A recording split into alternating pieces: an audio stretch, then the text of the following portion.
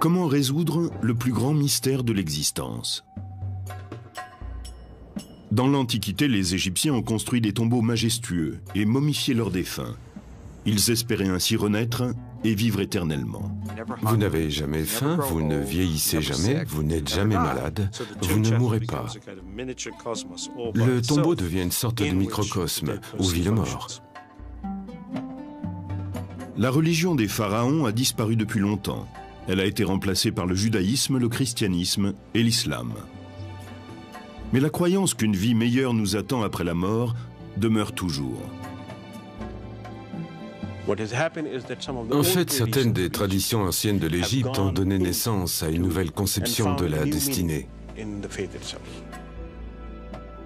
Mort et renaissance le long du Nil. Nous allons nous rendre en Égypte, la terre des pharaons.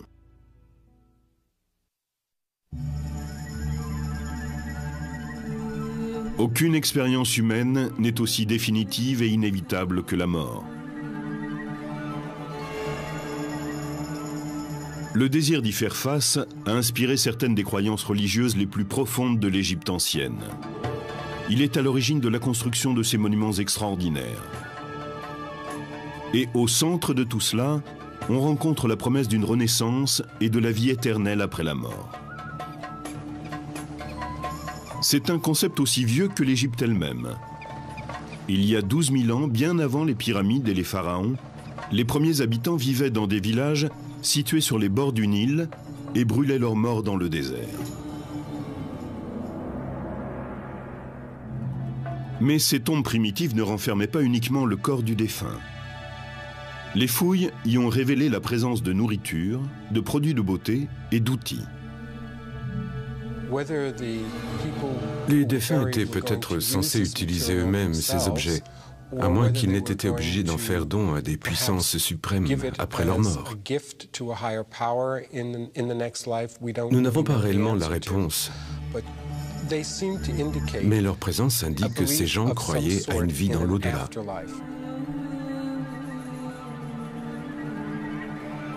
Avec les tombes des premiers Égyptiens, le sable chaud du désert séchait naturellement le corps et lui évitait de pourrir. Mais les premiers rois, vers 29 avant Jésus-Christ, veulent que leur tombe résiste au temps. Et bientôt, la mastaba remplace la simple fosse creusée dans le désert.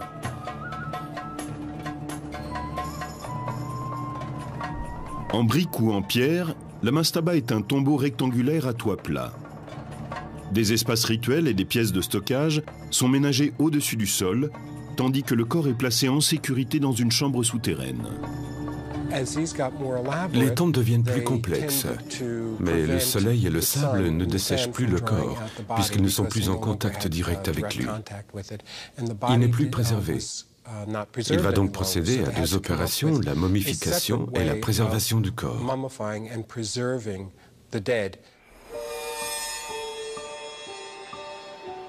Peu à peu, les Égyptiens apprennent à reproduire le processus de dessèchement du corps par les conditions désertiques.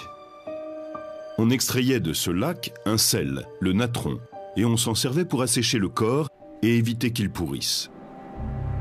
En général, l'opération prenait 40 jours. Puis le corps était enveloppé dans un vêtement. Pour les Égyptiens, le cœur est le siège de la connaissance et de l'intelligence. Les embaumeurs le laissent donc à l'intérieur du corps.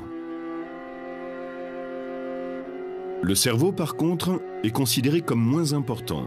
Il doit donc être extrait. L'opération est facilitée par un outil spécifique. Ils introduisaient un crochet dans la cavité crânienne, en passant par une narine. Ensuite, ils le faisaient tourner pour réduire le cerveau à une sorte de mousse qu'ils ressortaient par cette narine. Leur puissance grandissante et les progrès dans la momification des corps poussent les rois égyptiens à construire des tombes plus vastes, comme la fameuse pyramide à degrés du pharaon Djoser. Elle a été construite 26 siècles avant Jésus-Christ. C'est le premier grand édifice en pierre que l'on connaisse.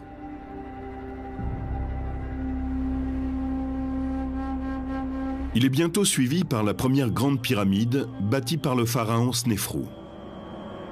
Et son fils Khéops construit la plus grande de toutes, la grande pyramide de Gizeh. Comme les premières sépultures du désert, ces tombes majestueuses contiennent le corps préservé du défunt et des quantités de provisions et d'objets. Mais les pharaons ne sont pas entourés de simples pots de terre. Ils ont avec eux des trésors royaux et des objets en or d'une valeur incommensurable.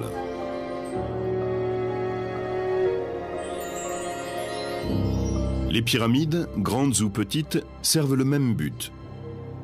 Ce sont des outils de renaissance. Elles sont construites pour permettre aux défunts rois de devenir un esprit promis à la vie éternelle. Cette idée de vivre après la mort, c'était la possibilité de sortir de la tombe à l'aurore et de vivre dans le monde durant la journée, puis à la nuit de retourner dans sa tombe. Le paradis était l'Égypte même, le meilleur de tous les mondes possibles, mais sans les inconforts physiques liés au corps. Vous n'avez jamais faim, vous ne vieillissez jamais, vous n'êtes jamais malade, vous ne mourrez pas. Pour les Égyptiens, le processus de la Renaissance reflétait l'ordre du cosmos, et plus précisément le cycle du Soleil. Chaque nuit, le Soleil descendait dans le monde souterrain, ou Duot. Là, le dieu Osiris dispensait son pouvoir régénérateur, et le Soleil pouvait renaître au matin. Dans la tombe, la chambre funéraire où est placé le sarcophage et la momie est le duot. C'est un duot individuel, celui de la personne enterrée là. La momie de la personne est l'Osiris de cette personne. L'esprit doit entrer la nuit dans la momie pour en recevoir le pouvoir de revenir à la vie au matin. Une fois que c'est fait, il peut quitter la tombe pour rejoindre le monde des vivants.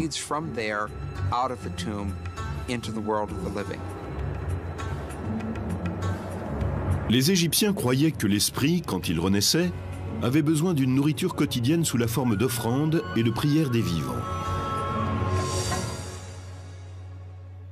Chaque tombe pyramidale possédait son temple funéraire, où l'on apportait les offrandes et où l'on récitait les incantations. Ces complexes funéraires sont restés des modèles pendant des milliers d'années dans les périodes de l'Ancien Empire et du Moyen Empire. Mais la pyramide funéraire, avec ses réserves de richesse, a été abandonnée avec le développement du Nouvel Empire, vers 1550 avant Jésus-Christ. Bien sûr, les premières tombes pyramidales étaient sans arrêt dévalisées, et à l'époque du Nouvel Empire, on était très au fait de ces pillages. Pour déjouer les pratiques des pilleurs de tombes, les pharaons du Nouveau Royaume réorganisent leurs complexes funéraires. À présent, le temple où se déroulent les rituels doit être séparé du tombeau même.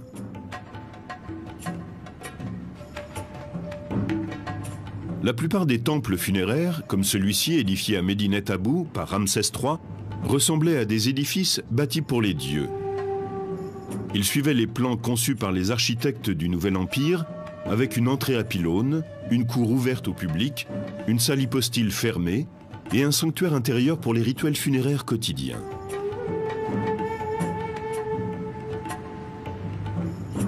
La seule variante à ce modèle est le temple construit par Hatshepsut, la puissante reine pharaon qui monte sur le trône vers 1470 avant Jésus-Christ. Le temple d'Hatshepsut, à Deir el-Bahri, est placé au pied des falaises à degrés très élevés. Il est construit comme s'il faisait partie de la montagne. Il s'élève en une série de terrasses, plutôt que de s'étendre horizontalement comme le font la plupart des temples égyptiens.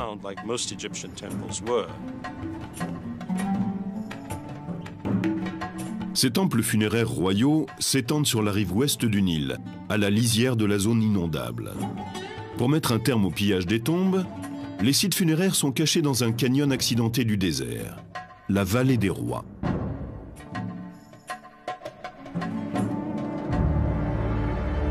Ces tombeaux du Nouvel Empire sont taillés dans la pierre même. Aucune pyramide ou monument quelconque ne marque leur emplacement. Rien qui puisse servir de repère aux voleurs éventuels. À l'intérieur, pourtant, la chambre funéraire poursuit la tradition et reflète le cosmos à une échelle plus intime. Au plafond de la chambre funéraire sont représentées les étoiles ou d'autres symboles célestes. On voit également sur les murs des scènes qui le plus souvent décrivent le monde des vivants.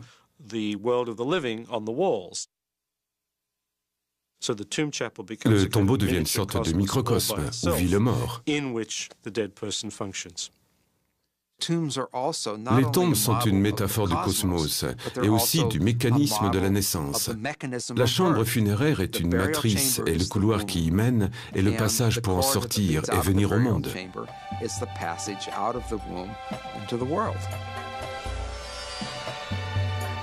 Mais pour que le défunt atteigne la vie éternelle, il ne suffit pas de lui élever un tombeau et que son corps soit momifié.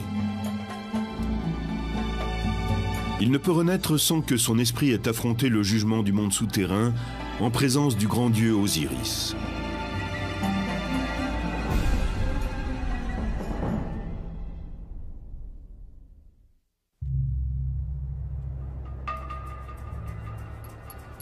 Pendant près de 20 siècles, les pharaons n'ont reculé devant aucune dépense pour construire leurs monuments funéraires.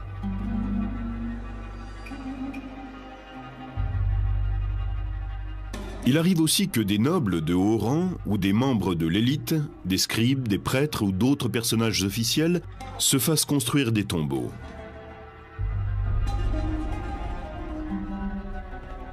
Certaines traditions funéraires très répandues pourraient remonter à un pharaon de l'ancien royaume, Unas, mort vers 2300 avant Jésus-Christ. Dans les ruines de sa pyramide, on peut admirer les murs couverts de hiéroglyphes de la chambre funéraire. Les textes incluent des formules magiques qui doivent protéger et guider l'esprit dans l'au-delà. Un verset décrit les fonctions divines qui seront assumées par le pharaon Unas quand il renaîtra en tant qu'esprit devenu Dieu. Il comptera les cœurs, il réclamera les cœurs. Celui qui désire vivre, vivra. Celui qui désire mourir, mourra.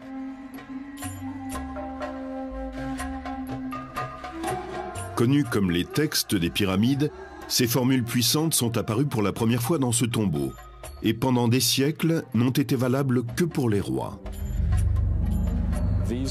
Vers le Moyen Empire, ces textes deviennent les textes des sarcophages, car ils ne sont plus gravés sur les murs des pyramides. Ils sont inscrits sur les côtés des cercueils en bois, destinés à la noblesse.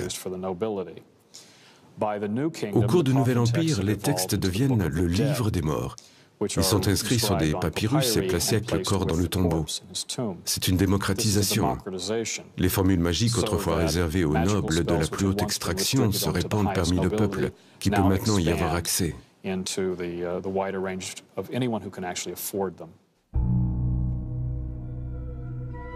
Pourtant, la vie éternelle n'est pas acquise automatiquement. Il faut gagner sa renaissance. Après la mort, le défunt affronte un moment de règlement des comptes, un jugement divin en présence d'Osiris, le maître de l'au-delà, et d'un tribunal de Dieu assesseur. Le premier examen s'appelle la confession négative. Il y avait un certain nombre de choses que la personne ne devait pas faire au cours de sa vie. Les défunts affirmaient donc devant les dieux, lors de leur jugement, « Je n'ai pas triché, je n'ai pas menti, je n'ai pas désobéi aux dieux ni au roi. » Je n'ai pas volé, je n'ai tué personne, je n'ai manqué de respect à personne. Et s'il réussissait à convaincre ses juges qu'il avait agi d'une façon socialement responsable, il était déclaré juste de voix, Maha-Haru, ce qui signifiait qu'il n'avait pas menti. Une fois que vous avez passé cette étape, il y a la pesée du cœur. Le cœur, pour les anciens Égyptiens, est le siège de toutes les pensées et émotions. Il incarne la personne. Sous le regard du défunt, le cœur est mis en balance contre une plume, symbole du Maat. Pour les Égyptiens, le Maat est comment les choses doivent être. Si vous avez mené une vie honnête, les deux plateaux de la balance s'équilibrent. Et dans ce cas, vous passez l'étape du jugement et poursuivez jusqu'à la vie éternelle. Mais si le cœur n'est pas en équilibre avec la plume, c'est la preuve que le défunt n'a pas mené une vie honnête. et le cœur est jeté à une créature redoutable, Amenet, le dévoreur.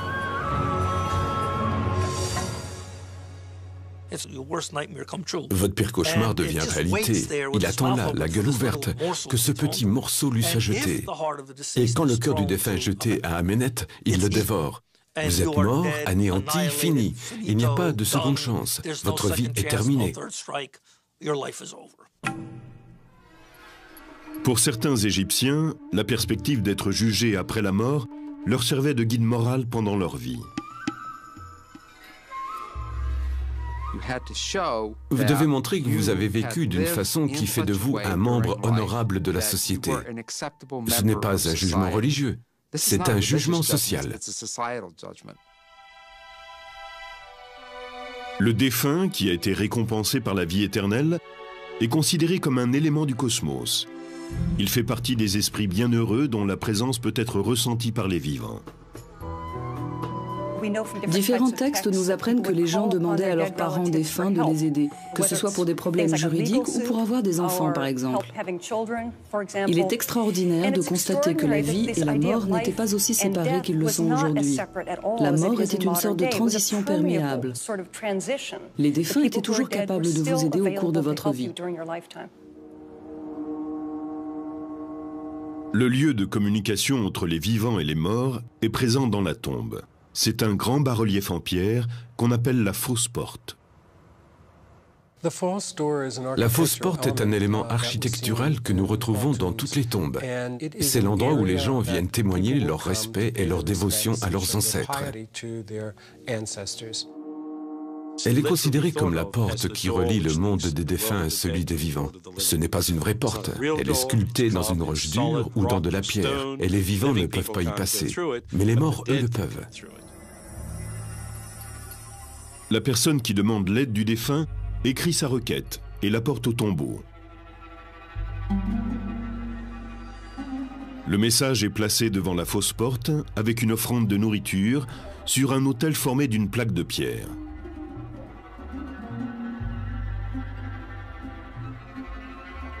Le message est inscrit sur le côté de la poterie.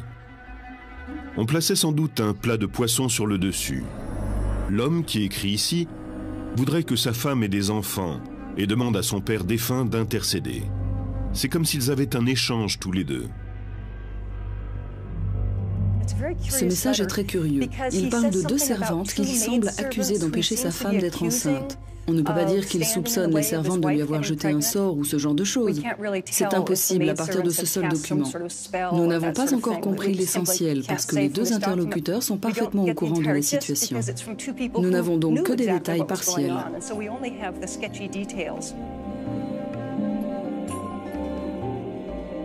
Pour les Égyptiens de l'Antiquité, il semble parfaitement normal de communiquer avec un ancêtre défunt. Pourtant, un texte ancien fait allusion à une époque où les Égyptiens perdent la foi dans leurs traditions ancestrales et commencent à considérer l'au-delà avec une certaine suspicion.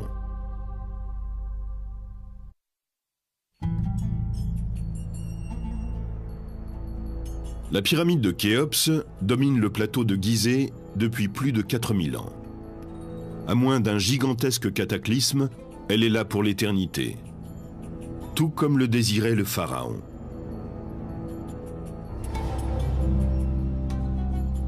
Les croyances funéraires de l'ancienne Égypte ont fait l'objet de changements permanents à travers 30 siècles d'histoire.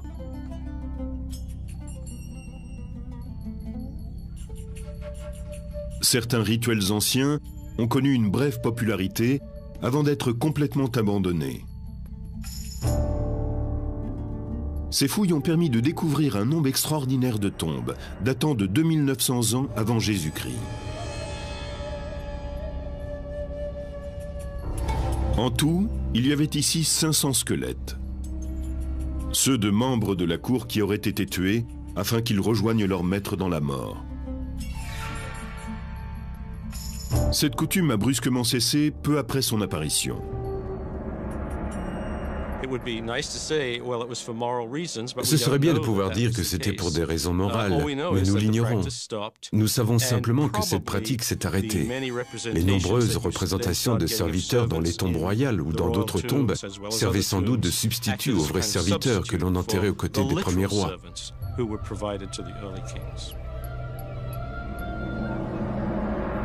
Une autre pratique funéraire a changé au cours des siècles.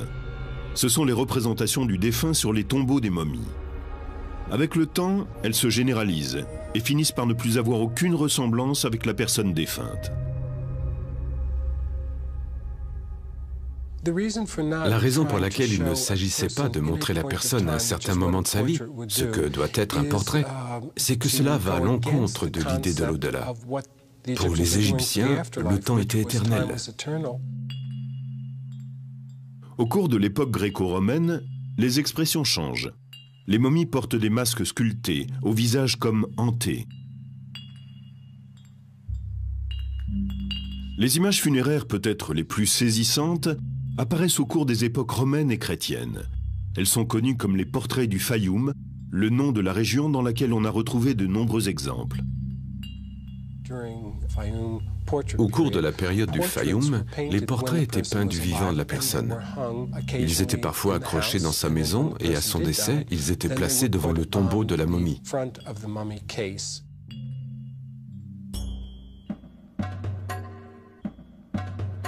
Un des changements les plus singuliers dans les coutumes funéraires est l'élévation d'un mortel au rang de dieu.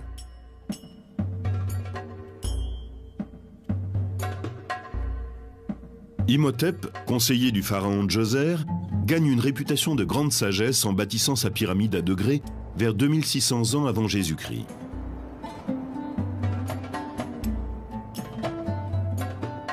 Après sa mort, une croyance se développe, selon laquelle il peut intercéder auprès des dieux, ce qui est jusque-là le privilège des pharaons. Il est devenu ce que nous appelons un saint, ce qui n'était pas habituel dans l'Égypte ancienne. Peu d'individus ont acquis cette réputation posthume sans être de sang royal.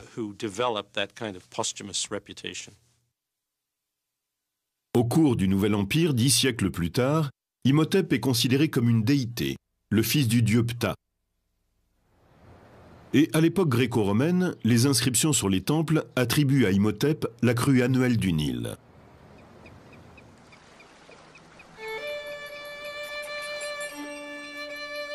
Le renom d'Imhotep se répand dans toute l'Égypte et il survit bien après la disparition des pharaons. Un dessin de la Renaissance le présente comme un alchimiste. C'est encore à l'époque un personnage respecté pour son savoir et sa puissance. Face à une telle glorification, il semble que la controverse ait eu peu de place dans la religion pharaonique. Et puis est arrivé le moment où des questions sont nées, où l'existence de l'au-delà a commencé à être mise en doute. On en trouve la meilleure preuve dans la tradition des fêtes qui se tiennent dans la chambre funéraire qui abrite le tombeau du défunt.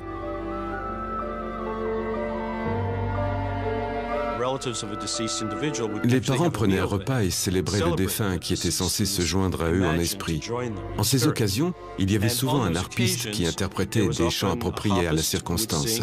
En général, il disait aux morts qu'il allait certainement se plaire dans l'au-delà, que c'était un endroit sûr où il pourrait se reposer et se substanter.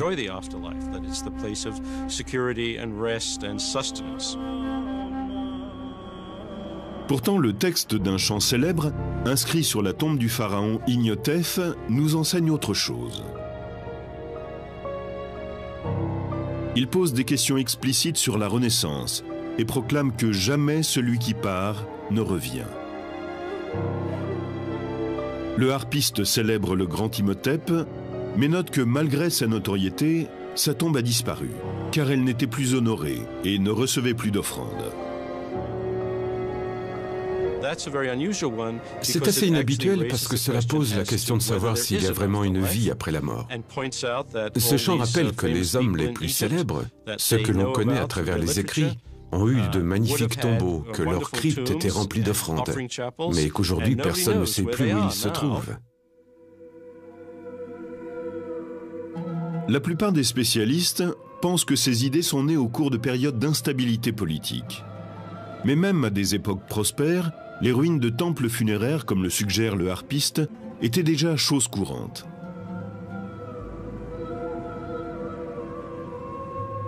Ramsès II est l'un des plus grands pharaons de l'Égypte et un de ses bâtisseurs les plus obsessionnels.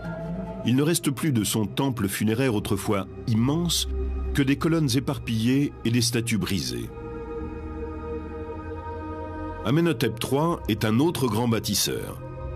Son temple funéraire était le plus imposant de tous. Pourtant, il n'en reste pas grand-chose à part ses statues. Les pharaons qui lui ont succédé se sont servis de son temple comme d'une carrière. Ils en ont pris jusqu'au dernier bloc. Les pharaons étaient très préoccupés par l'érection de leur temple. Ce n'était pas simplement une question de beauté. Il était essentiel pour leur vie dans l'au-delà que l'édifice soit bâti selon les règles. Et cela ne les gênait aucunement de détruire le temple d'un autre pharaon pour terminer plus vite le leur.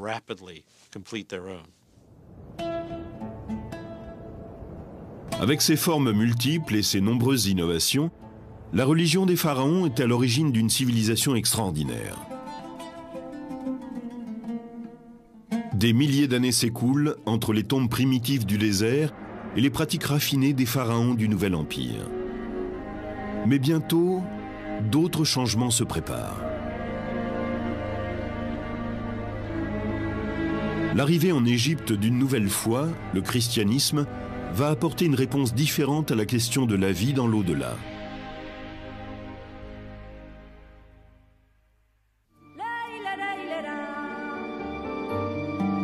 Peu de sociétés ont été aussi déterminées à déjouer la mort que les anciens Égyptiens. Pendant 30 siècles, leur richesse, leur travail, leur art et leur foi ont servi à l'accomplissement de la vie éternelle. Leurs temples funéraires témoignent de cette passion. Mais les dernières formes religieuses proposent d'autres explications au mystère de la mort. Au cours des premiers siècles suivant la crucifixion de Jésus, le christianisme commence à se répandre en Égypte, en même temps que de nouvelles conceptions de l'au-delà.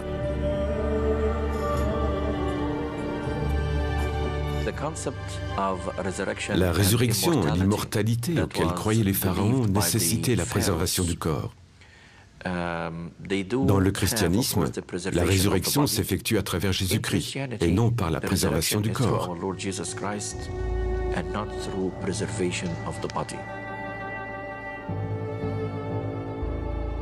Ce sont ces croyances qui distinguent le christianisme d'Égypte, l'Église copte, de l'ancienne religion des pharaons. Et au cours des siècles, les anciennes coutumes se sont mêlées aux nouvelles. Athanase, un évêque du IVe siècle, personnage important de la première église chrétienne d'Égypte, a laissé des témoignages sur ces pratiques hybrides. Dans la vie d'Antoine, Anastase décrit les coutumes des chrétiens d'Égypte. Les gens sont momifiés et leurs corps sont ensuite placés dans un endroit accessible à la famille. Ce que nous ignorons, c'est à quel point leur rituel était élaboré, ce que les prières disaient et ce que ces fidèles croyaient. Le personnage de ce tombeau tient une crosse. C'est un symbole qui appartient à la fois à la tradition chrétienne et à la tradition pharaonique, et qui apparaît dans la pratique funéraire copte. Certaines pierres tombales présentent une crosse stylisée, la crux ansata, qui descend tout droit de l'anké égyptienne, symbole de vie.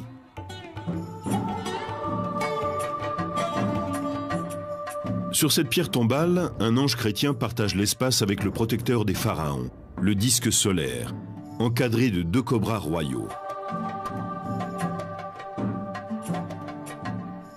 Ici, on aperçoit un escalier, symbole copte de la résurrection. Mais dans l'Antiquité égyptienne, cette même image évoquait la Renaissance.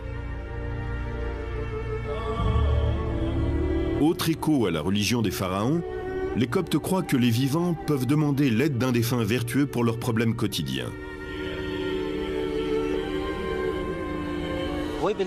Nous croyons en l'intercession des saints. Les saints qui sont montés au ciel et les fidèles qui vivent encore sur la terre sont reliés. Nous croyons que nous pouvons leur demander de prier pour nous, car ils sont maintenant plus proches de Dieu. Mais il n'est pas certain que ces plantes, ces prières, tout ce que nous demandons soit accompli. Les saints présentent notre requête, et si elle est conforme à sa volonté, alors Dieu l'accomplit. Sinon, les saints n'ont fait que remplir leur rôle. Comme les Égyptiens de l'Antiquité, les chrétiens coptes écrivent leurs demandes d'intervention divine. Certains écrivent de petits mots qu'ils glissent ensuite dans le cadre des icônes. Et même si cela n'est pas indiqué dans la tradition, c'est certainement la continuation de l'idée que l'on peut demander aux saints ou à ceux qui ont une communication particulière avec la divinité d'intercéder.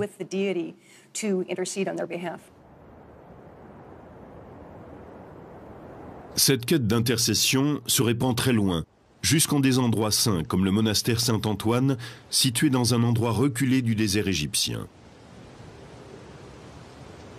Parmi les moines, un évêque, Joseph, était particulièrement apprécié. Il est mort ici en 1826. Après sa mort, l'Église l'a élevé au rang de saint de l'Église copte. Par chance, 140 ans plus tard, il est tombé de fortes pluies sur le monastère et nous avons dû nettoyer le cimetière. Quand les moines ont ouvert sa tombe, ils ont trouvé son corps entièrement intact. Maintenant, il est conservé ici dans l'église.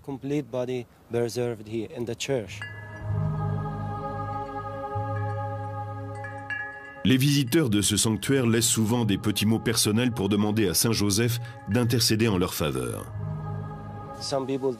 Certains écrivent leurs secrets, leurs problèmes. Le prêtre est le seul qui puisse les lire. Quand nous avons achevé les prières, nous rassemblons les papiers, tous les petits mots, et nous les brûlons pour que le secret soit préservé. Dans les profondeurs, sous le sanctuaire, se trouve une cave isolée. Au IVe siècle, elle était occupée par le fondateur du monastère, Saint Antoine. Beaucoup parmi ceux qui viennent en pèlerinage jusqu'à cette cave laissent derrière eux un mot pour Saint Antoine. Ce sont des lettres écrites par un vivant et destinées à un mort, comme à l'époque des pharaons. Mais les chrétiens coptes ne sont pas les seuls à avoir adopté cette très ancienne pratique. On retrouve des liens entre le judaïsme et la religion égyptienne dans les récits de la Bible, comme celui de Moïse, de l'Exode ou des 10 commandements. Pourtant, l'intercession des morts n'est pas une coutume observée par les Juifs, en tout cas pas officiellement. Le judaïsme ne croit pas à un intermédiaire entre la personne et le Créateur. Il affirme ceci de particulier que tout être humain doit avoir et a le droit d'avoir une relation personnelle avec le Créateur.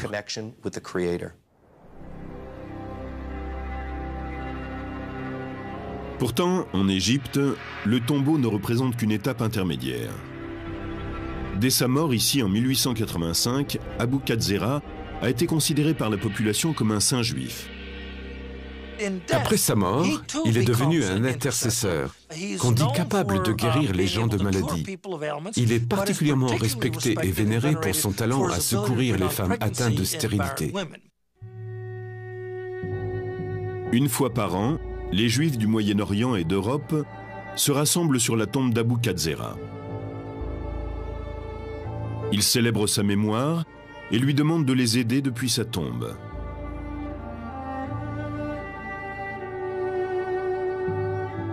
Il n'y a peut-être qu'en Égypte qu'on puisse trouver de telles contradictions apparentes.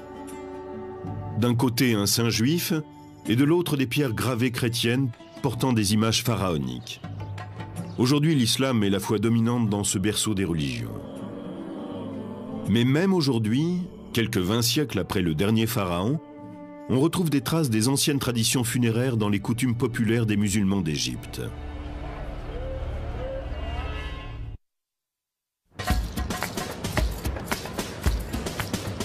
Le Caire appartient au monde des vivants. Cette ville animée compte 16 millions d'habitants, soit un quart de la population égyptienne. Le grouillement de ces existences emplit l'air jour et nuit de son vacarme. Mais à l'est du Caire, on découvre une autre communauté. Connue sous le nom de Cité des Morts, cet endroit a été pendant des siècles le cimetière islamique du Caire. Ici, les dirigeants musulmans se sont fait construire des tombes majestueuses, plus belles que tout ce qui avait été édifié depuis les pharaons. Mais si ce n'est leur taille et le coût de leur construction, rien ne les relie aux tombeaux de l'ancienne Égypte.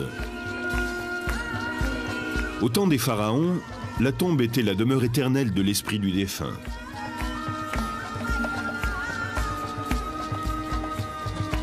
Dans l'islam, la tombe est un abri temporaire entre la mort et le jugement dernier.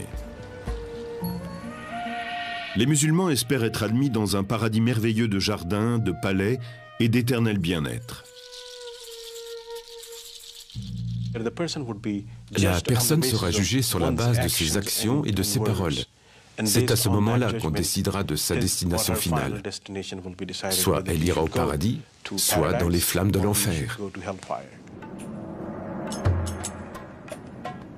Ces tombeaux imposants ont certes été construits par des musulmans, mais ils violent les préceptes édictés par le prophète.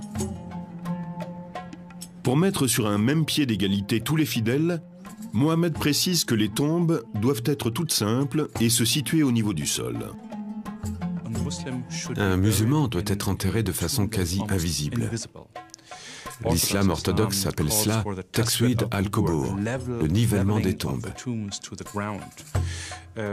Le prophète interdit explicitement la construction d'un édifice quelconque au-dessus du tombeau.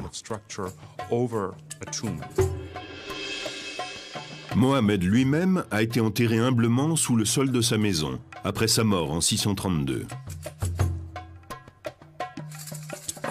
Mais contre ses vœux express, ses disciples, pleins de dévotion, s'empressent de construire sur sa tombe une vaste mosquée.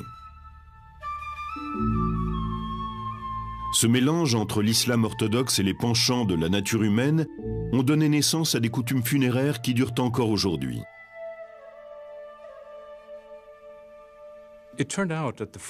Les règles de l'islam orthodoxe sont très strictes et les fidèles ont eu du mal à les suivre.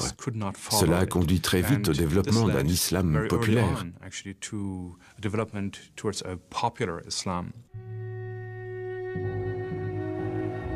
On peut observer cette fusion entre la foi orthodoxe et la foi populaire dans les pierres tombales sculptées qui apparaissent vers le 8e siècle.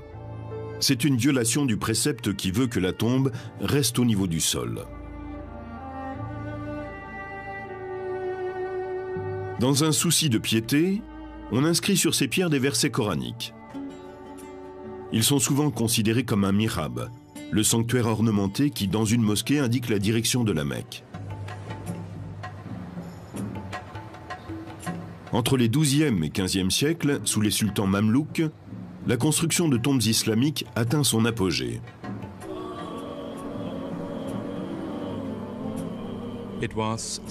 Elles indiquent le statut du défunt.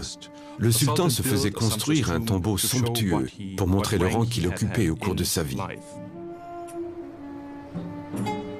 Ce mausolée a été construit pour le sultan Al-Zahir Barkouk, mort à la fin des années 30. Au centre, on trouve une grande cour, semblable à celle d'une mosquée, et au milieu de celle-ci, ce qui était une fontaine. La tombe du sultan Barkouk repose sous un immense dôme. L'espace ainsi créé mesure près de 15 mètres de diamètre et comprend 6 niveaux en hauteur.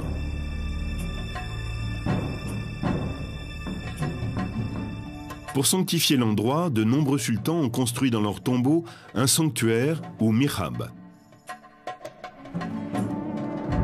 Barkouk est enterré au pied du mihrab, avec à ses côtés son fils.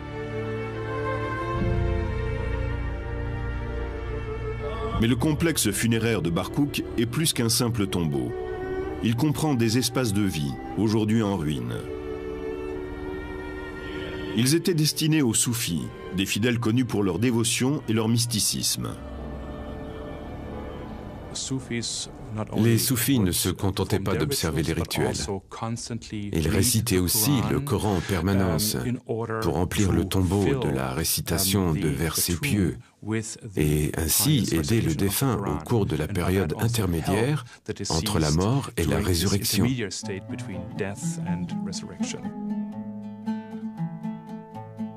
Dans l'ancienne Égypte aussi, on croyait que les prières dites par les vivants étaient bénéfiques aux défunts. Bien que l'islam ne soit pas issu de la religion des pharaons, on observe qu'il existe certaines ressemblances entre les deux.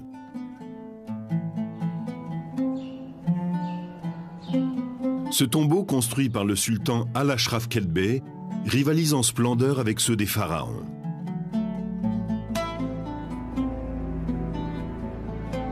Il s'agit de témoigner de la puissance et de la gloire du souverain.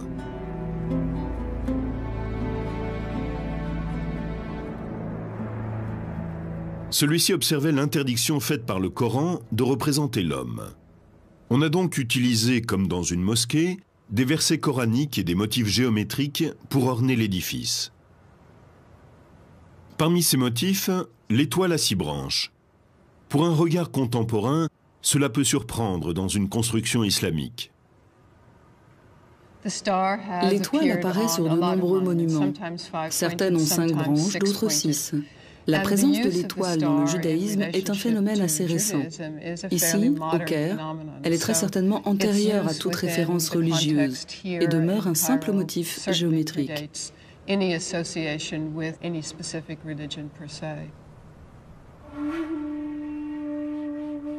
Les versets coraniques inscrits dans les tombeaux musulmans pourraient être des réminiscences des textes des pyramides gravés dans les chambres funéraires des pharaons.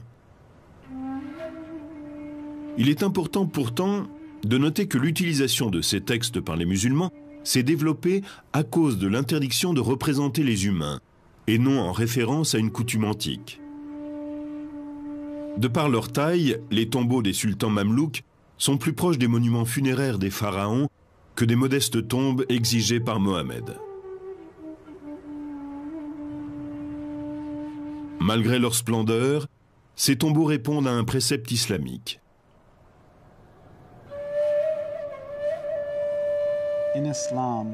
Dans l'islam, on rappelle que lorsqu'un individu meurt, son lien avec ce monde est coupé, sauf en cas de 3 signes de bienfait, ainsi qu'il est dit. Un enfant que l'on a bien élevé, une connaissance utile à tous que l'on laisse derrière soi, représente des formes de bienfaits. Les bienfaits sont des dons que les musulmans laissent à leur communauté, des héritages que les morts laissent aux vivants. Le bienfait de Barkouk a été de fournir des espaces de vie aux soufis. Dans ce complexe, Kedbeh a créé aussi une madrasa, une école où l'on enseigne le Coran. Au XIVe siècle, ce bâtiment était un hôpital qui traitait les affections connues à l'époque. La communauté musulmane pouvait s'y faire soigner tout à fait gratuitement. C'était un bienfait du sultan Al-Mansour Qalawun.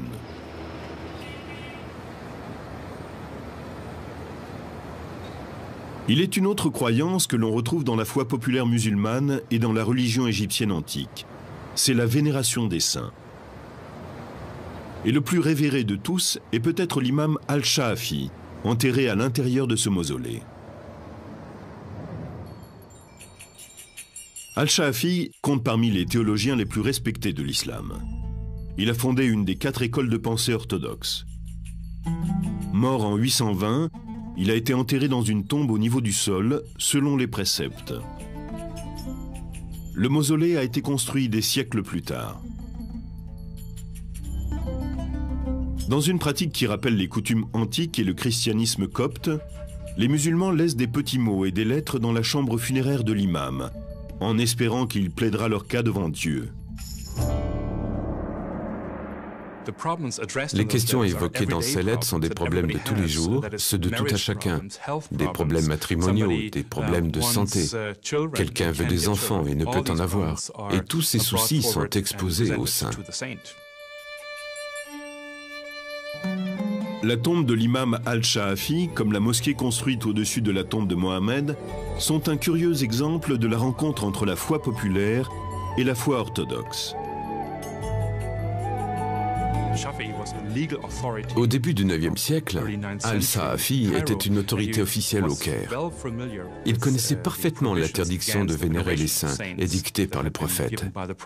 Et il aurait certainement été choqué de voir qu'on venait en pèlerinage sur sa tombe et qu'on y déposait des missives pour lui. Le Coran a une position très claire là-dessus. Il dit « Il n'y a pas de bienfait qui passe par un être humain si ce n'est par la volonté de Dieu ». La tombe d'Al-Shaafi nous apporte un exemple du mélange des cultures dans le domaine de la foi. Certaines vieilles traditions égyptiennes ont perduré et ont donné naissance à de nouveaux concepts religieux.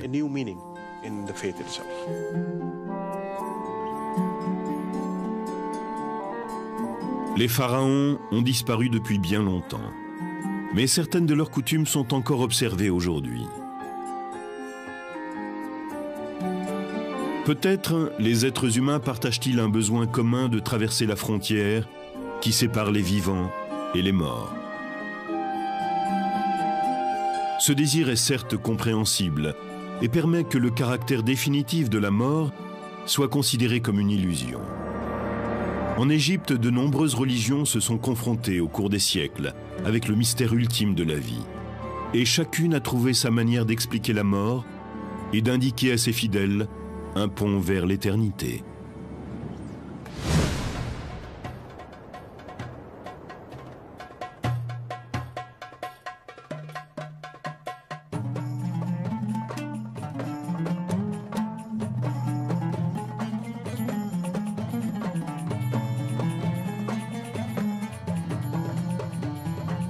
We call them love spells. Actually, they're mainly sex spells. Love has little to do with it.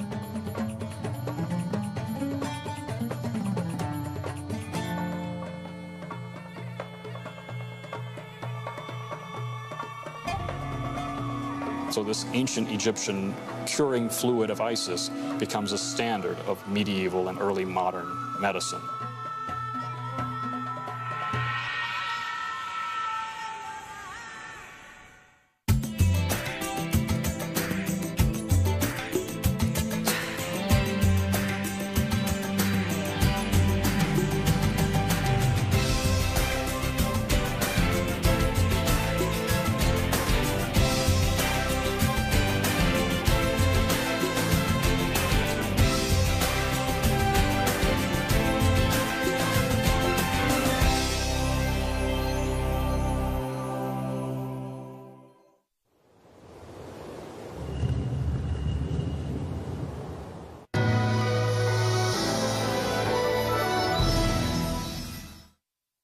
D'intercéder.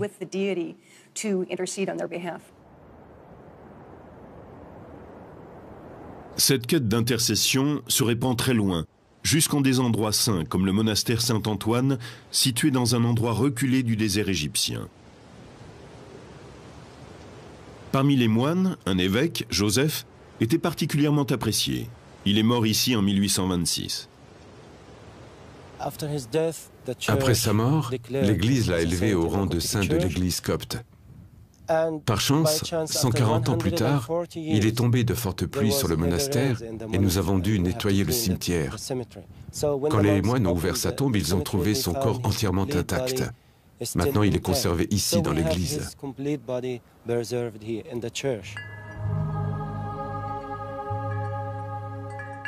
Les visiteurs de ce sanctuaire laissent souvent des petits mots personnels pour demander à Saint Joseph d'intercéder en leur faveur. Certains écrivent leurs secrets, leurs problèmes. Le prêtre est le seul qui puisse les lire.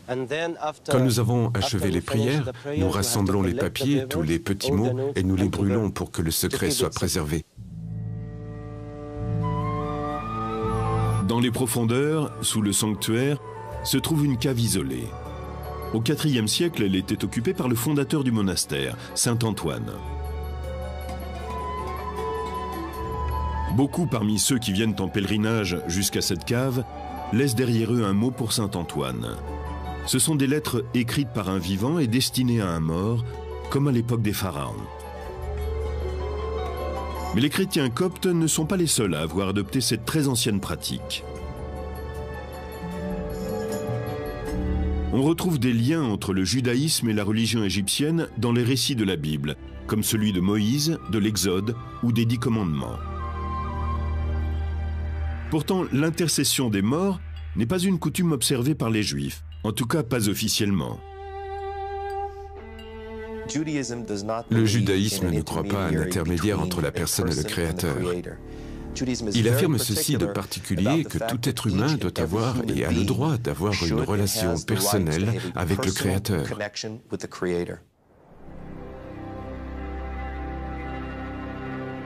Pourtant, en Égypte, le tombeau ne représente qu'une étape intermédiaire. Dès sa mort ici en 1885, Abou Katzera a été considéré par la population comme un saint juif. Après sa mort, il est devenu un intercesseur, qu'on dit capable de guérir les gens de maladies.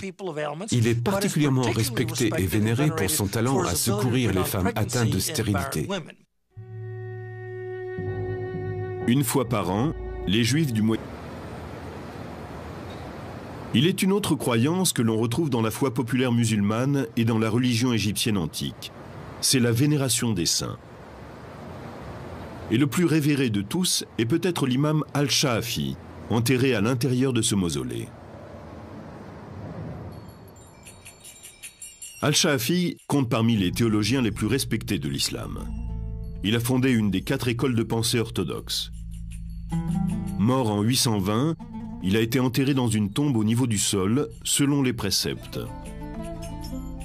Le mausolée a été construit des siècles plus tard.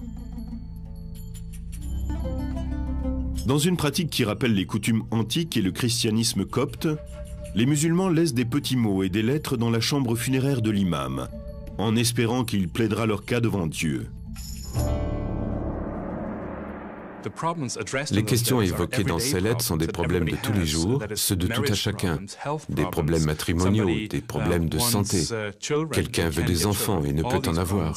Et tous ces soucis sont exposés aux saints. La tombe de l'imam Al-Shaafi, comme la mosquée construite au-dessus de la tombe de Mohammed, sont un curieux exemple de la rencontre entre la foi populaire et la foi orthodoxe. Au début du IXe siècle, Al-Shaafi était une autorité officielle au Caire. Il connaissait parfaitement l'interdiction de vénérer les saints édictée par le prophète. Et il aurait certainement été choqué de voir qu'on venait en pèlerinage sur sa tombe et qu'on y déposait des missives pour lui. Le Coran a une position très claire là-dessus. Il dit « Il n'y a pas de bienfait qui passe par un être humain si ce n'est par la volonté de Dieu ». La tombe d'Al-Shaafi nous apporte un exemple du mélange des cultures dans le domaine de la foi. Certaines vieilles traditions égyptiennes ont perduré et ont donné naissance à de nouveaux concepts religieux.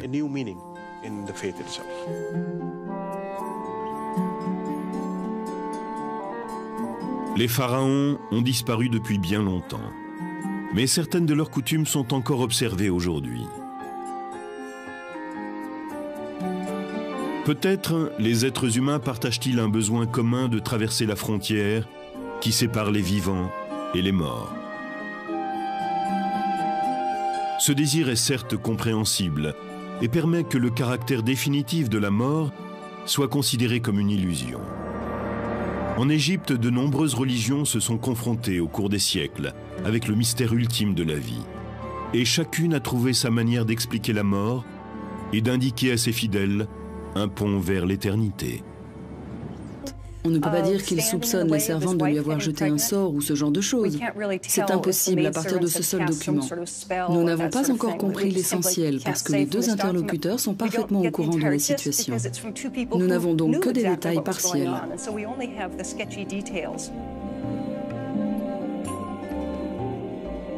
Pour les Égyptiens de l'Antiquité, il semble parfaitement normal de communiquer avec un ancêtre défunt. Pourtant, un texte ancien fait allusion à une époque où les Égyptiens perdent la foi dans leurs traditions ancestrales et commencent à considérer l'au-delà avec une certaine suspicion.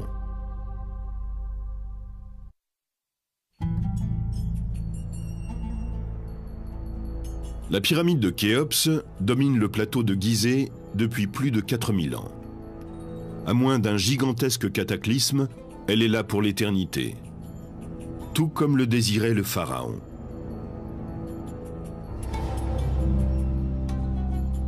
Les croyances funéraires de l'ancienne Égypte ont fait l'objet de changements permanents à travers 30 siècles d'histoire.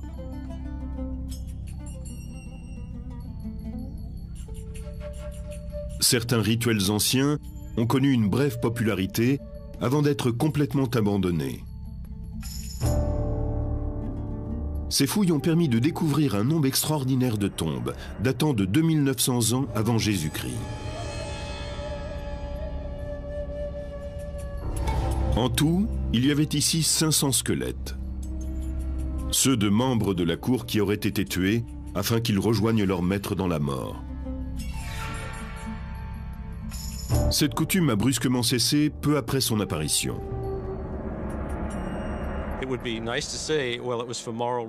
Ce serait bien de pouvoir dire que c'était pour des raisons morales, mais nous l'ignorons. Nous savons simplement que cette pratique s'est arrêtée.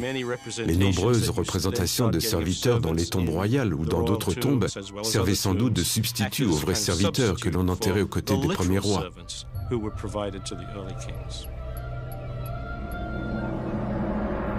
Une autre pratique funéraire a changé au cours des siècles. Ce sont les représentations du défunt sur les tombeaux des momies. Avec le temps, elles se généralisent et finissent par ne plus avoir aucune ressemblance avec la personne défunte. La raison pour laquelle il ne s'agissait pas de montrer la personne à un certain moment de sa vie, ce que doit être un portrait, c'est que cela va à l'encontre de l'idée de l'au-delà. Pour les Égyptiens, le temps était éternel. Au cours de l'époque gréco-romaine, les expressions changent. Les momies portent des masques sculptés, au visage comme hantés. Express, ses disciples, pleins de dévotion, s'empressent de construire sur sa tombe une vaste mosquée. Ce mélange entre l'islam orthodoxe et les penchants de la nature humaine ont donné naissance à des coutumes funéraires qui durent encore aujourd'hui.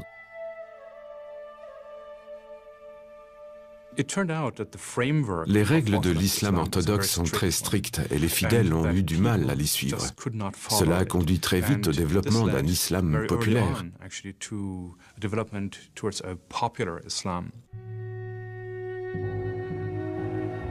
On peut observer cette fusion entre la foi orthodoxe et la foi populaire dans les pierres tombales sculptées qui apparaissent vers le 8e siècle. C'est une violation du précepte qui veut que la tombe reste au niveau du sol. Dans un souci de piété, on inscrit sur ces pierres des versets coraniques. Ils sont souvent considérés comme un mihrab, le sanctuaire ornementé qui, dans une mosquée, indique la direction de la Mecque. Entre les XIIe et XVe siècles, sous les sultans mamelouks, la construction de tombes islamiques atteint son apogée.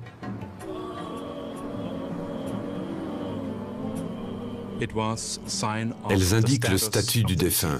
Le sultan se faisait construire un tombeau somptueux pour montrer le rang qu'il occupait au cours de sa vie. Ce mausolée a été construit pour le sultan Al-Zahir Barkouk, mort à la fin des années 30.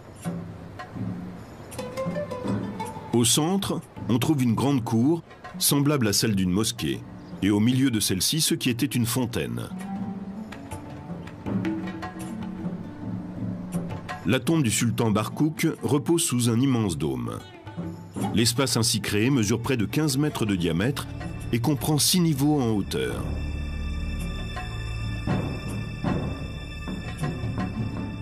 Pour sanctifier l'endroit, de nombreux sultans ont construit dans leur tombeau un sanctuaire ou mihrab.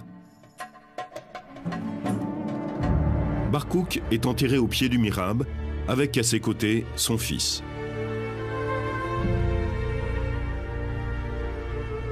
Mais le complexe funéraire de Barkouk est plus qu'un simple tombeau.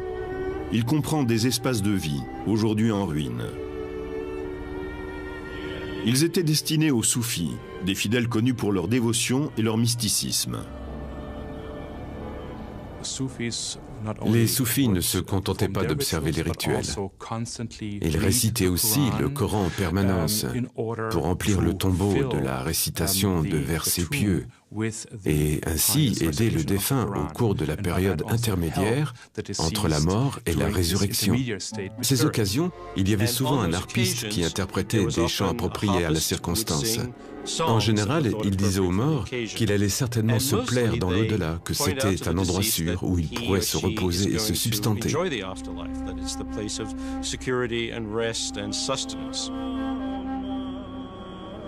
Pourtant, le texte d'un chant célèbre, inscrit sur la tombe du pharaon Ignotep, nous enseigne autre chose. Il pose des questions explicites sur la Renaissance et proclame que jamais celui qui part ne revient. Le harpiste célèbre le grand Imhotep, mais note que malgré sa notoriété, sa tombe a disparu, car elle n'était plus honorée et ne recevait plus d'offrandes. C'est assez inhabituel parce que cela pose la question de savoir s'il y a vraiment une vie après la mort. Ce chant rappelle que les hommes les plus célèbres, ceux que l'on connaît à travers les écrits, ont eu de magnifiques tombeaux, que leurs cryptes étaient remplies d'offrandes, mais qu'aujourd'hui personne ne sait plus où ils se trouvent. La plupart des spécialistes pensent que ces idées sont nées au cours de périodes d'instabilité politique. Mais même à des époques prospères, les ruines de temples funéraires, comme le suggère le harpiste, étaient déjà chose courante.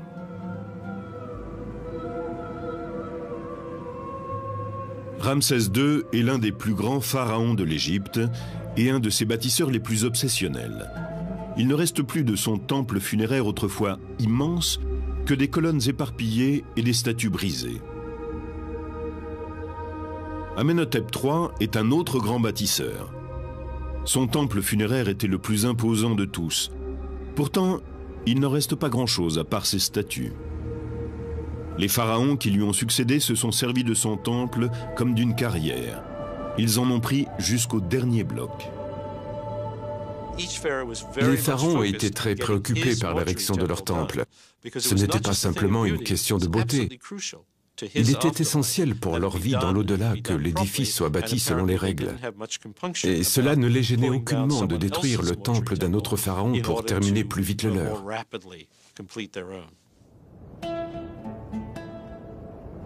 Avec ses formes multiples et ses nombreuses innovations, la religion des pharaons est à l'origine d'une civilisation extraordinaire. Des milliers d'années s'écoulent entre les tombes primitives du désert et les pratiques raffinées des pharaons du Nouvel Empire. Mais bientôt, d'autres changements se préparent.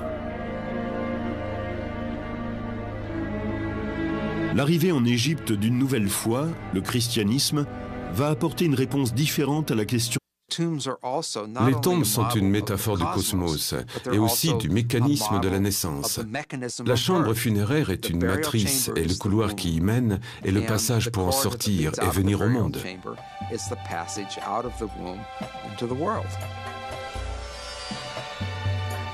Mais pour que le défunt atteigne la vie éternelle, il ne suffit pas de lui élever un tombeau et que son corps soit momifié.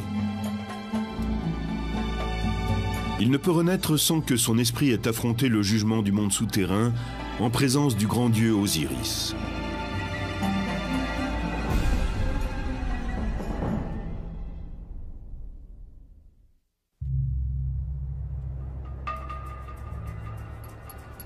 Pendant près de 20 siècles, les pharaons n'ont reculé devant aucune dépense pour construire leurs monuments funéraires.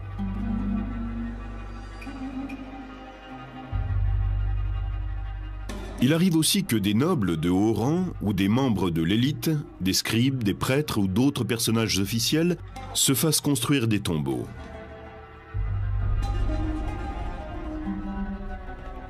Certaines traditions funéraires très répandues pourraient remonter à un pharaon de l'ancien royaume, Unas, mort vers 2300 avant Jésus-Christ. Dans les ruines de sa pyramide, on peut admirer les murs couverts de hiéroglyphes de la chambre funéraire. Les textes incluent des formules magiques qui doivent protéger et guider l'esprit dans l'au-delà.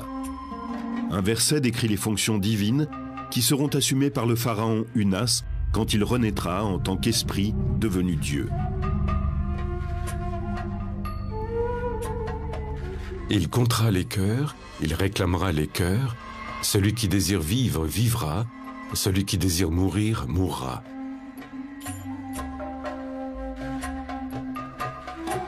Connus comme les textes des pyramides, ces formules puissantes sont apparues pour la première fois dans ce tombeau et pendant des siècles n'ont été valables que pour les rois.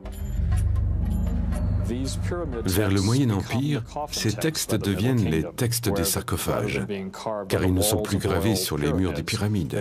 Ils sont inscrits sur les côtés des cercueils en bois, destinés à la noblesse. Au cours du Nouvel Empire, les textes deviennent le livre des morts. Ils sont inscrits sur des papyrus et placés avec le corps dans le tombeau. C'est une démocratisation. Les formules magiques autrefois réservées aux nobles de la plus haute extraction se répandent parmi le peuple, qui peut maintenant y avoir accès.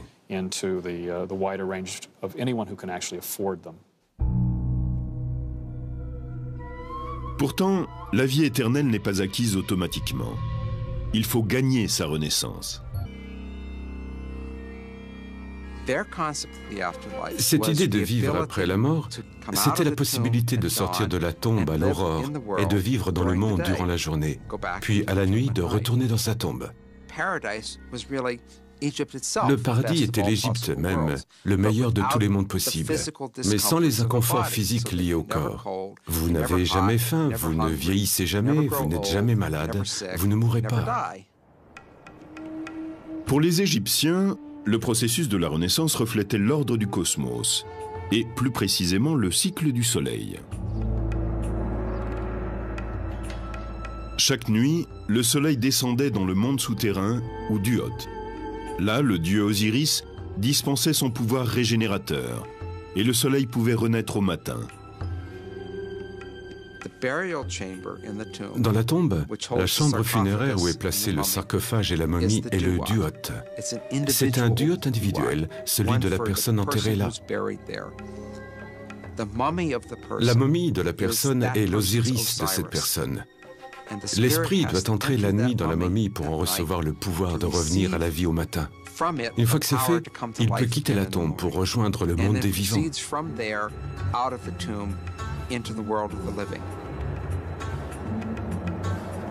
Les Égyptiens croyaient que l'esprit, quand il renaissait, avait besoin d'une nourriture quotidienne sous la forme d'offrandes et de prières des vivants. Chaque tombe pyramidale possédait son temple funéraire, où l'on apportait les offrandes et où l'on récitait les incantations. Ces complexes funéraires sont restés des modèles pendant des milliers d'années dans les périodes de l'Ancien Empire et du Moyen Empire. Mais la pyramide funéraire, avec ses réserves de richesses, a été abandonnée avec le développement du Nouvel Empire, vers 1550 avant Jésus-Christ. Bien sûr, les premières tombes pyramidales étaient sans arrêt dévalisées, et à l'époque du Nouvel Empire, on était très au fait de ces pillages. Pour déjouer les pratiques des pilleurs de tombes, les pharaons du Nouveau Royaume réorganisent leurs complexes funéraires. À présent, le temple où se déroulent les rituels doit être séparé du tombeau même.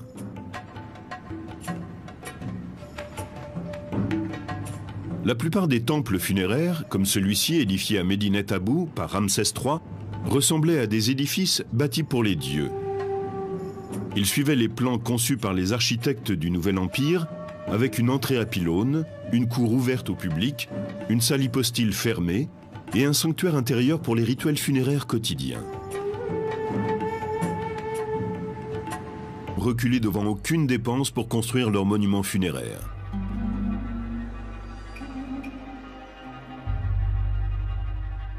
Il arrive aussi que des nobles de haut rang ou des membres de l'élite, des scribes, des prêtres ou d'autres personnages officiels se fassent construire des tombeaux.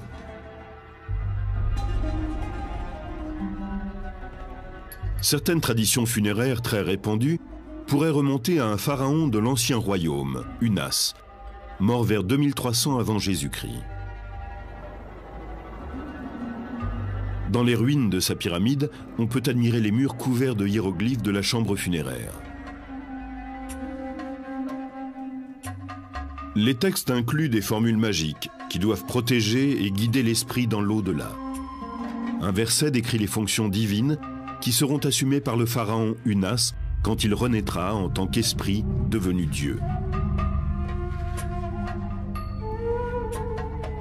Il comptera les cœurs, il réclamera les cœurs. Celui qui désire vivre, vivra. Celui qui désire mourir, mourra.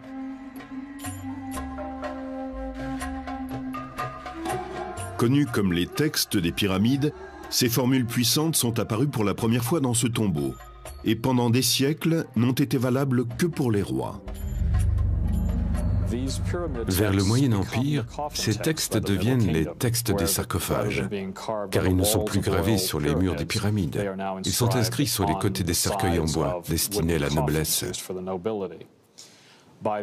Au cours du Nouvel Empire, les textes deviennent le livre des morts.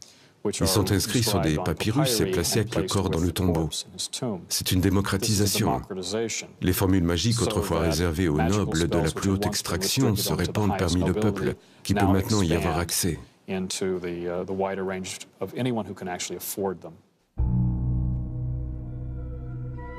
Pourtant, la vie éternelle n'est pas acquise automatiquement. Il faut gagner sa renaissance. Après la mort, le défunt affronte un moment de règlement des comptes, un jugement divin en présence d'Osiris, le maître de l'au-delà, et d'un tribunal de Dieu assesseur. Le premier examen s'appelle la confession négative. Il y avait un certain nombre de choses que la personne ne devait pas faire au cours de sa vie.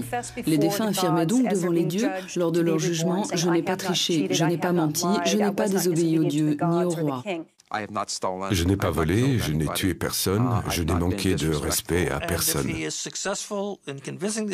Et s'il réussissait à convaincre ses juges qu'il avait agi d'une façon socialement responsable, il était déclaré juste de voix, Maharu, ce qui signifiait qu'il n'avait pas menti. Une fois que vous avez passé cette... qui a été récompensé par la vie éternelle, est considéré comme un élément du cosmos. Il fait partie des esprits bienheureux dont la présence peut être ressentie par les vivants. Différents textes nous apprennent que les gens demandaient à leurs parents défunts de les aider, que ce soit pour des problèmes juridiques ou pour avoir des enfants, par exemple. Il est extraordinaire de constater que la vie et la mort n'étaient pas aussi séparées qu'ils le sont aujourd'hui. La mort était une sorte de transition perméable. Les défunts étaient toujours capables de vous aider au cours de votre vie. Le lieu de communication entre les vivants et les morts est présent dans la tombe. C'est un grand bas-relief en pierre qu'on appelle la fausse porte. La fausse porte est un élément architectural que nous retrouvons dans toutes les tombes. C'est l'endroit où les gens viennent témoigner leur respect et leur dévotion à leurs ancêtres. Elle est considérée comme la porte qui relie le monde des défunts à celui des vivants. Ce n'est pas une vraie porte. Elle est sculptée dans une roche dure ou dans de la pierre, et les vivants ne peuvent pas y passer. Mais les morts, eux, le peuvent. La personne qui demande l'aide du défunt écrit sa requête et la porte au tombeau. Le message est placé devant la fausse porte avec une offrande de nourriture sur un autel formé d'une plaque de pierre.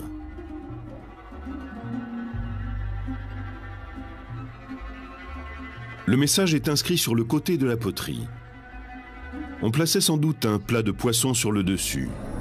L'homme qui écrit ici voudrait que sa femme ait des enfants et demande à son père défunt d'intercéder. C'est comme s'ils avaient un échange tous les deux. Ce message est très curieux. Il parle de deux servantes qu'il semble accuser d'empêcher sa femme d'être enceinte. On ne peut pas dire qu'il soupçonne les servantes de lui avoir jeté un sort ou ce genre de choses. C'est impossible à partir de ce seul document. Nous n'avons pas encore compris l'essentiel parce que les deux interlocuteurs sont parfaitement au courant de la situation.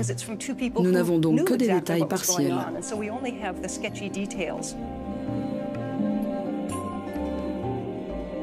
Pour les Égyptiens de l'Antiquité, il semble parfaitement normal de communiquer avec un ancêtre défunt. Pourtant, un texte ancien fait allusion à une époque où les Égyptiens perdent la foi dans leurs traditions ancestrales et commencent à considérer l'au-delà avec une certaine suspicion.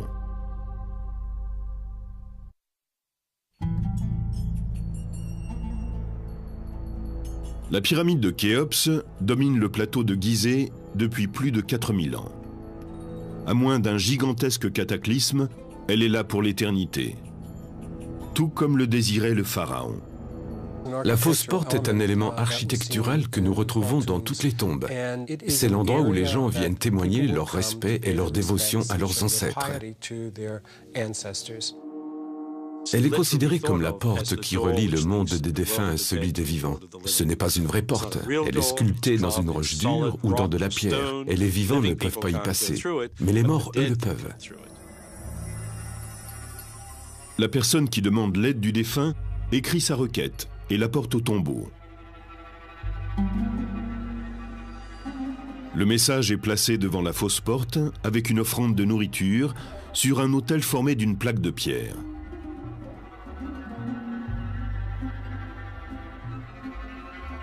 Le message est inscrit sur le côté de la poterie. On plaçait sans doute un plat de poisson sur le dessus. L'homme qui écrit ici voudrait que sa femme ait des enfants et demande à son père défunt d'intercéder. C'est comme s'ils avaient un échange tous les deux. Ce message est très curieux. Il parle de deux servantes qu'il semble accuser d'empêcher sa femme d'être enceinte. On ne peut pas dire qu'il soupçonne les servantes de lui avoir jeté un sort ou ce genre de choses. C'est impossible à partir de ce seul document. Nous n'avons pas encore compris l'essentiel parce que les deux interlocuteurs sont parfaitement au courant de la situation. Nous n'avons donc que des détails partiels.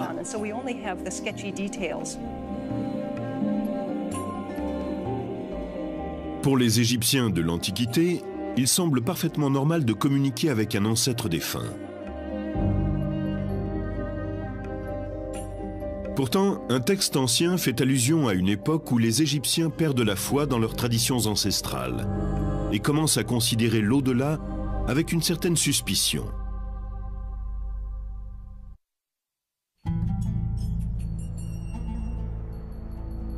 La pyramide de Khéops domine le plateau de Gizeh depuis plus de 4000 ans. À moins d'un gigantesque cataclysme, elle est là pour l'éternité. Tout comme le désirait le pharaon.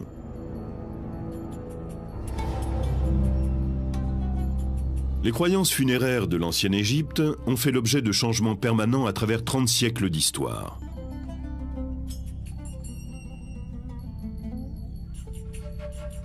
Certains rituels anciens ont connu une brève popularité avant d'être complètement abandonnés. Ces fouilles ont permis de découvrir un nombre extraordinaire de tombes, datant de 2900 ans avant Jésus-Christ. En tout, il y avait ici 500 squelettes. Ceux de membres de la cour qui auraient été tués afin qu'ils rejoignent leur maître dans la mort. Au IIe siècle, elle était occupée par le fondateur du monastère, Saint Antoine. Beaucoup parmi ceux qui viennent en pèlerinage jusqu'à cette cave laissent derrière eux un mot pour Saint Antoine. Ce sont des lettres écrites par un vivant et destinées à un mort, comme à l'époque des pharaons. Mais les chrétiens coptes ne sont pas les seuls à avoir adopté cette très ancienne pratique. On retrouve des liens entre le judaïsme et la religion égyptienne dans les récits de la Bible, comme celui de Moïse, de l'Exode ou des 10 commandements. Pourtant, l'intercession des morts n'est pas une coutume observée par les Juifs, en tout cas pas officiellement. Le judaïsme ne croit pas à un intermédiaire entre la personne et le Créateur. Il affirme ceci de particulier que tout être humain doit avoir et a le droit d'avoir une relation personnelle avec le Créateur.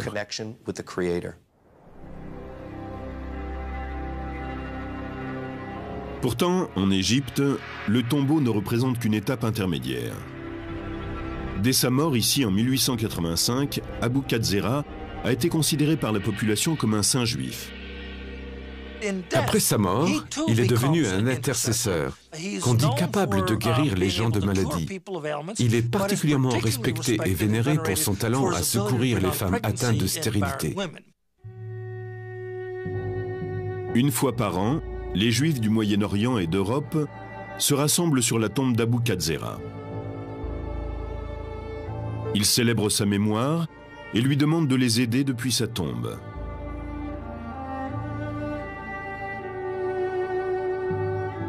Il n'y a peut-être qu'en Égypte qu'on puisse trouver de telles contradictions apparentes. D'un côté un saint juif et de l'autre des pierres gravées chrétiennes portant des images pharaoniques. Aujourd'hui, l'islam est la foi dominante dans ce berceau des religions. Mais même aujourd'hui, quelques 20 siècles après le dernier pharaon, on retrouve des traces des anciennes traditions funéraires dans les coutumes populaires des musulmans d'Égypte.